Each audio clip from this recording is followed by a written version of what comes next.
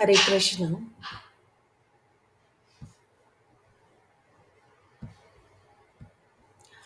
In the canto third of Srimad Bhagavatam, which is the status quo, it is the 25th chapter of third canto, 7th verse.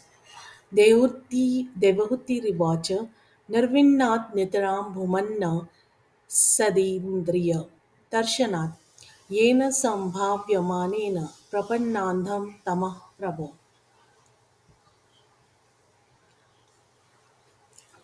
Lord Kapil's mother, Devahuti, she said, I'm very sick of the disturbance caused by my material senses. For because of this sense of disturbance, my Lord, I have fallen into the abyss of ignorance. Here, the word Asat Indriya Darshana is very important. Asat means impermanent, temporary, and Indriya means senses.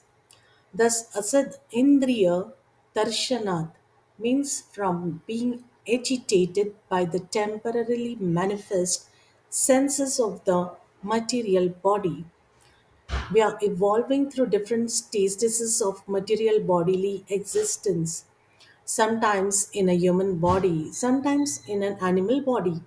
And therefore, the engagements of our material senses are also changing. Anything which changes is called temporary or asat. We should know that beyond these temporary senses are our permanent senses, which are now at the present moment covered by material body.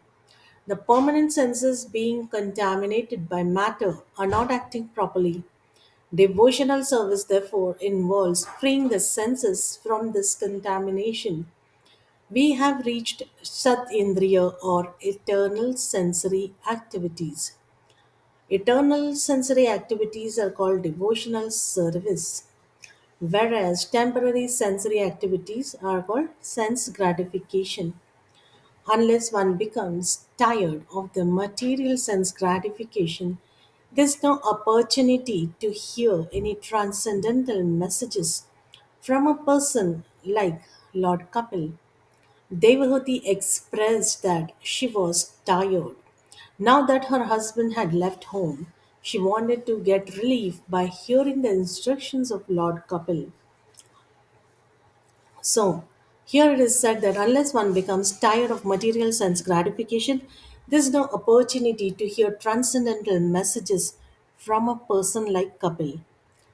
So here we see that Devahuti, she is the mother of Kapil, and she tells him about the disturbances. She is actually inquiring for the sake of the souls. She is not complaining in the sense, but for the sake of the souls. Here, this is a question posed by the Devahuti to Kapil.